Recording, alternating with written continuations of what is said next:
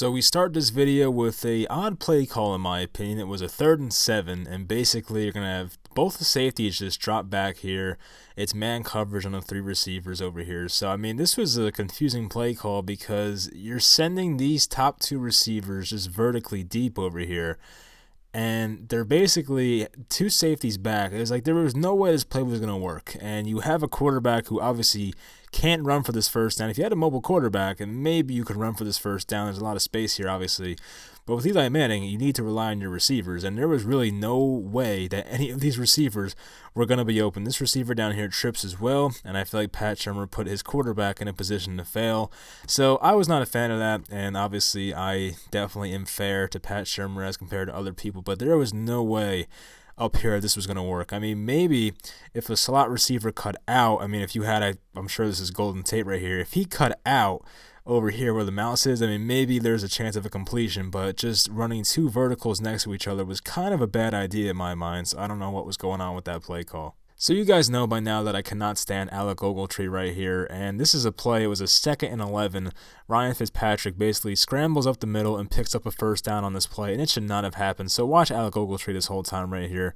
The Giants are in his own defense. He's staying in his zone right here. Sees that Fitzpatrick takes off, and somehow Fitzpatrick gets around your inside linebacker. I mean, Ryan Fitzpatrick is an underrated athlete in my mind, but for him to get around your middle linebacker is pretty bad, or inside linebacker, I should call him for this defense. Watch him right here, number 47. I mean, this is a play that any starting inside linebacker should be able to make right there. I mean, if you're face-to-face with Ryan freaking Fitzpatrick, this tackle has to be made. There's no way a first down should be picked up right here, but watch Alec Ogletree just takes a terrible angle, and Ryan Fitzpatrick gets right by him. So that's terrible, and I hate watching stuff like that. And honestly, when you see that stuff from your starting inside linebacker, that's not good enough, and I cannot stand it. So Audrey Baker's been playing much better the past 2 games. He's on the bottom of the screen right here. They go for a back shoulder throw to Devante Parker on the bottom of the screen. It's a one-on-one matchup, and Audrey Baker gets the best of Parker right here, sticks his hand in, makes a great play. So I love seeing that. I mean, if Baker's going to be this number 1 corner that we need him to be next year, especially with Jenkins gone now, he needs to do more stuff like this. So he had a couple of not so good plays in this game, Audrey Baker, but for the most part had a lot of good ones as well. I think I have a couple more plays of him in here. And, on a play like this, gets his hand in, it's not pass interference, does a great job with the technique and everything like that. So you love to see that from a guy who's supposed to be your number 1 corner. Sticks in his left hand right there, just makes a great play. Pass incomplete. Nice play by Baker. So the Dolphins had a couple of questionable calls with offensive play calling. This was one of them. It was a 4th and 1 play. This was stopped for, a loss basically and a turnover on downs. And there was one play near their own end zone. I'll go over that later where the Giants got a safety. So on this play, first let's watch Dalvin Tomlinson against the center right here. You can't see him. He's behind Fitzpatrick. But watch him make a very nice push right here and get in the backfield right when Larry gets the ball. And the tackle was made by Julian Love. I don't know what was going on here. I don't even know if Love was blocked. Julian Love's right here. He's playing the run, obviously. And yeah, he's unblocked. So, I mean, it was an easy play for him, and luckily he made that tackle. But I don't know what the Dolphins were doing. I mean, to not even have a blocker for a guy like Julian Love, who definitely looks like he's blitzing off the edge right there. I mean, Dalvin Tomlinson and Love blow up that play, and a 4th and 1 right there is negated by the Giants defense. So there's not much to say here, just a beautiful play by one of the best running backs in the game. And I'm sure we all saw this play, and we know what's coming right here. And inside handoff, and just a crazy ankle breaker by Barkley right there. I want to slow it down. So, I mean, right here, if you're this corner right here, you're probably thinking there's no way he's bouncing outside. You probably think he's going to try and attack this hole that looks open up the middle right here. But watch what Barkley does. I mean, this is unbelievable. So he picks up like 12, 14 yards on this play. Just a great play right there by your running back. I mean, yeah, he could have taken it up the middle, obviously. It starts with bouncing outside here. I mean, there's really nothing going on right here. I mean, there was this linebacker definitely could have made a play. So this hole you can't go through. Barkley tries to bounce to the right and make a play out of it. And then right here, I mean, you're in a situation where he could have went here, decides to get extra yards on the outside, and I think he made the right decision. So a great play by Saquon. This play was frustrating, and it's just another example of Leonard Williams almost making a play. That seems to be the type of player he is. Watch him right here, spins out. Fitzpatrick spins out simultaneously, but he still picks up positive yards on this play. So it was frustrating to see the D-line not make this play here. I mean, once again, this is Ryan Fitzpatrick, not Lamar Jackson. So, I mean, You see, I mean, this is a play where when you have a shot on a guy like Fitzpatrick right here and you're Leonard Williams, you need to make this play. I mean, I understand he spins out of it, or not even spins out of it, I guess makes a little move and gets by him, but you can't have that if you're Leonard Williams. You need to finish that play up right there. And even in like this moment right here, if you're Dexter Lawrence and you start to see him go this way, I kind of wish Lawrence was able to, get over to his left more and make a play. I know he's not the most agile guy. He's definitely, 300-something pounds, so it's not easy for him. But at the same time, it's just frustrating. If you're a defensive line and you get this much pressure on a guy, you have to finish up the play. Even O'Shane Ximines should have made the play as well. So for Fitzpatrick to pick up positive yards on a play like this, it was frustrating to watch, honestly. And this angle made it even worse, and, you have to make that play next time. So I think that Julian Love played a very nice game in this one, but this was like the one mistake he made, the missed tackle on Albert Wilson down here. I mean, this is a play that probably should have been down at like, the 38-yard line. Ends up going all the way to the 19-yard line. So, yeah, I mean, that's a play where you kind of just have to make it. I mean, it's not the end of the world, but this is a tackle that you probably should make right here. I know Albert Wilson's one of the better yards after catch receivers in the league, but, like, at the same time, this is a tackle that we expect Julian Love to make, and it's kind of disappointing he didn't. And Antoine Bethea right there. I mean, Antoine Bethea, if you watch Bethea and Ogletree for a whole game on these kind of angles, I mean, it's ridiculous. And I don't know how the Giants are starting both of these guys, and it's kind of bad. So I don't want to see Ogletree and Bethea starting next year. We'll see if this angle will tell us anything different. I mean, yeah, this is probably a play he should have made. I guess he probably should have went lower on Albert Wilson. I guess he tried to tackle him too high. I'm not a tackling expert, but it looks like he's going for his shoulders right there. And Albert Wilson just gets underneath him. Antoine Bethea doesn't make the play, and Audrey Baker comes in to clean it up. So yeah, not so some not so good plays right there from Julian Love and of course Antoine Bethea. But I mean, hopefully Bethea won't be here next year. Julian Love, you're allowed to make one mistake in your rookie year, so I'm totally cool with that. And we've seen a lot of positives from this guy. So while this did happen and I'm not happy about it, it'll be fine. I think this guy has a bright future for this team. So this was the Devante Parker first touchdown of the game. He's in the slot here, and the slot corner here is Corey Ballentine, the rookie. And you can blame Ballentine for this play, but you also have to look at Antoine Bethea. I feel like he should have shadowed more to the right side of the field, and I feel like the safety should have been over the top on that side of the field more. I mean, if you watch right here, I think this is Mike Gesicki, so he's taken care of right here. I mean, this corner right here, I don't know if it's Sam Beal, whoever it is, he's definitely taken care of. So Antoine Bethea just reacts too late. You see Fitzpatrick looking to the left side of the field. I don't know why Bethea's not reading his eyes and getting over here sooner to make a play and possibly intercept this ball. But as we know, just a late reaction, barely gets over there in time. And, I don't want to completely blame Corey Ballentine for this play. I mean, Parker's one of the better receivers in football now. But, yeah, I mean, it's not the best effort, obviously, by Ballentine. But at the same time, if you're a safety, you're the one guy back, and you see there's two receivers on the left side of the field. And, this guy's running an in-cut right here.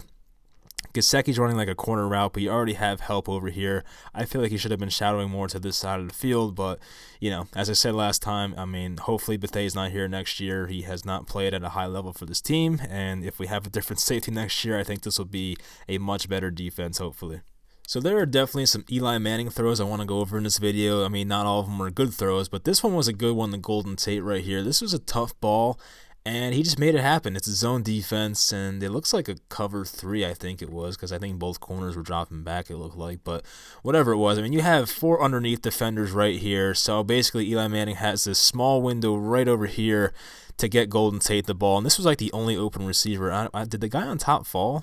No, he didn't fall. All right, but still, I mean, maybe he had a route over here. But this was the most logical place to go with the ball in this area right here. And he puts the ball in a great spot. I mean, they almost make a play on it right there, but still, Tate hangs on. Safety makes a bad play. Golden Tate runs it in for a touchdown. I don't know why he turned around. That was kind of unnecessary, but at least he did not fumble.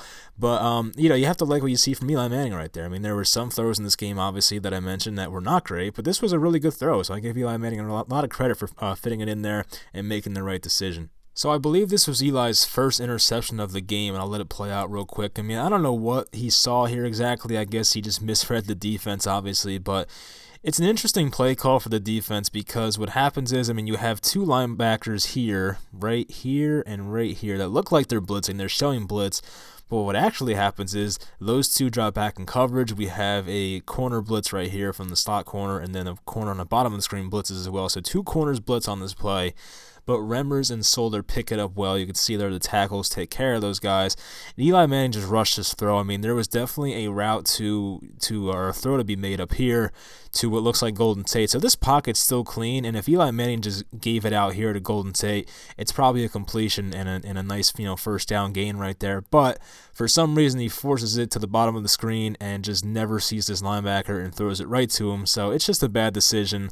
And I believe if he just held on for a second longer and just let this route over here develop to the corner of the field, probably would have been a completion for a first down. So that's unfortunate, and I'll try to show it from the other angle to see if there's anything else we can see.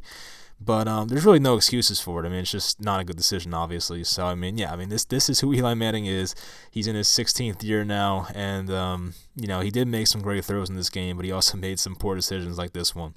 So this was the Darius Layton touchdown right out of the half, and I don't know if this was the designed route or if he just locked eyes with Eli and just made a last-minute decision, because I love this play. I mean, this makes a lot of sense in terms of spacing and stuff like that, because you're going to have every receiver, basically have a zig route with Sterling Shepard on the bottom. Then you have Golden Tate going over the middle here, and then you're going to have Slayton, but this entire left side of the field is wide open. So I love this route. I don't know if this was exactly what was supposed to happen, if this was part of the playbook, or if Darius Slayton just made a last-minute decision, but I love that. I love how they use, you might as well use that top of the field to your advantage. There's no one up here, and Darius Slayton just makes a little back cut and finds himself wide open for a touchdown. Eli Manning was given enough time. The offensive line deserves some credit. I'll go over them right after this, but that's a nice decision-making right there by Eli Manning. As I said, he did have some very nice throws in this game as well. The offensive line, we'll see. Nate Solder's holding up. Left guard and center holding up. Nick Gates wasn't really on anybody. We have Remmers. We have Simonson and Saquon. Saquon doing a nice job there. Yeah, that's just perfect. That's exactly how you draw it up, and I don't know if that's how you draw it up because I don't know if that's exactly the route that Slayton's supposed to run, but look, it worked nonetheless. So great job right there by Slayton, Eli, rest of the offensive line, Simonson, Saquon, all those guys making that play happen. This was the third interception by Eli Manning, and there's two things I didn't like on this play. So one was the play calling, because I think this was a 3rd and 1, and they still decided to do a play action when you could have just ran the ball with Saquon Barkley up the middle. And then the force by Eli Manning was not really necessary. This corner or linebacker, whoever he is, I guess he's a linebacker. Yeah, he sniffed this out the whole way. You watch him. He sees it's a passing play, backs up, and the ball just falls on his hands. So, that was just not the right throw to make. I'm all for risk taking and stuff like that when it's smart, but this was not really the best scenario. Basically Eli Manning's falling backwards and throwing across his body. And it's just not a good decision. I understand what he's trying to do here. He's trying to get Cody Latimer in the middle of the field, but this linebacker's all over. If the linebacker was up here still, then maybe you have a chance to make this throw, but that was just not the time and place to do it. So just a bad decision right there. Worst comes to worst, you take a sack. I think you're still in field goal range. I think they'd be in field goal range. Yeah, they'd be at the 35-ish or something like that. So kind of field goal range. You're on the borderline there, but still, taking a sack there would have been better than this. So once again, just not a good decision. So if you follow me on Twitter, you know I posted this play, and it went over. This play just symbolizes all the things that went wrong with Eli Manning the last few years. Look, I respect Eli Manning and everything he's done here, but his play has declined, and this was a play that just symbolized everything for me, between the bad footwork, the inaccuracy, not wanting to get hit, backpedaling for absolutely no reason, and making an inaccurate throw. So this had everything in it, and I just had to put it in there. And worst comes, look, Eli Manning right here, I don't know why he was eyeing down Saquon this entire play. If he stepped up in this right side of the pocket right here, he hits Golden Tate in stride. He turns upfield, picks up a first down, which looks to be at the 45 right here. That's a first down.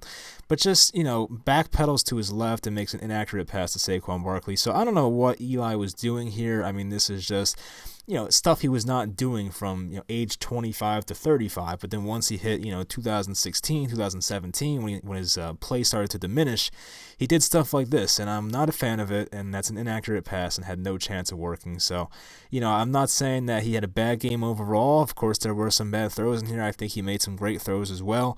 But this right here was something I did not like to see. So, I mean, there's reasons I didn't come out and say I wasn't a fan of Eli the last few years for no reason. I mean, it's stuff like this that makes you realize, like, we probably needed a younger guy. And even if you had a mobile quarterback might have gotten out of this. I mean, you could, as I said, just rush to your right, probably outrun this linebacker or defensive end right here, or even just step up in the pocket, hit Golden Tate, would have been a first down. So that's the one thing I had to say about Eli for that play. So this was the safety by the Giants defense, and as I said before, I wasn't a fan of the Dolphins play calling here. I mean, I cannot stand when teams do this when they're on like their own 1 yard line. Like, they're going to run the ball, and everybody's blitzing and stuff like that. Like, you might as well just be in shotgun and just try to get a short completion. I just don't get why teams do this. But anyway, you see Ogletree was blitzing. David Mayo stepped up as well. And there was just not enough blockers to take care of all these guys. I mean, you see Sam Beal up here. I got to give him a lot of credit for even making this tackle because, if Flair slipped out of it, he might pick up 5-6 yards or something and get them in a pretty good position. But, I mean, this was a nice play by Sam Beal up here, recognizing the play and just tackling Patrick Laird for the safety. So, I mean, once again, bad play call, but the Giants, you can't control what they're calling on the other side, obviously. So a nice execution right there by Beal, and it's still his rookie season technically, and to see him make a play like that was definitely good. Dalvin Tomlinson, good pressure as well on that play. So Pat Shermer had Eli Manning do quite a few rollout plays, which was kind of interesting. We haven't seen that too much lately. And I labeled this as prime Eli throw because this was just a magnificent throw, honestly. This was something we used to see Eli do in his prime. This was an awesome play. And it starts here with the cornerback because, there's play action here, obviously, and they're at the point in the game now where Saquon's been killing them, so they have to respect the run. If you watch this corner right here, he gets caught peeking in the backfield a bit right here. I mean, you see him, he's a little late to react to Shepard's route. By the time he reacts, Shepard's already by him in a full sprint, has a few steps on his guy. Eli Manning puts this in a great spot. Corner can't even hit the ball. So, I mean, this was a great throw on the run, just a prime Eli throw. I mean, when he let that ball go, I was like, wow, that was the best Eli throw I've seen in years. And, I love that he gets to do it in his last home game and stuff like that. I mean, this was just an awesome play. He did have an underneath route with Latimer open, but I like how he went for the home run play basically for Shepard. That was almost a touchdown, but Saquon ran it in the next play anyway. But this was just an awesome throw right here. Nice play call as well, and it worked out beautifully. So Nick Gates, number 65 right here, got the start due to Kevin Zeitler being out with the injury. And he was a big reason for this touchdown to Saquon Barkley at the end of the game right here. You see him pulling and just taking care of two guys basically. Just an awesome block by him. One more time, number 65 right here. Follow him, takes out two guys right here. And yeah, I mean, Saquon might have scored either way, but at the same time, I mean, that's just great to see from your offensive lineman. You love seeing that. And I think Nick Gates just had a really good game, honestly. As I said it in the reaction video, there was not a lot of pressure from the right side during this game, and Saquon Barkley had a lot of success running to the right. So Nick Gates definitely has to, he deserves a lot of credit. I don't know if Zeitler's coming back this year. I don't think they put him on IR, but at the same time, I'd like to see him, start the last 3 games, or last 2 games, I should say, of the season and see what he's got. So hopefully he's here next year. Hopefully he has a spot on this team, and maybe he's even the starter. I don't know where they're going to put him. I mean, I know they have both guard spots solidified with Zeitler and Hernandez, but maybe you try him at right tackle, maybe at center. I have no idea, but we'll see what they do with Nick Gates. But I think he had a great game in this one, and this is just an example of it, so I had to point this play out. So that'll do it for this video. I hope you guys enjoyed, and I will talk to you guys next time.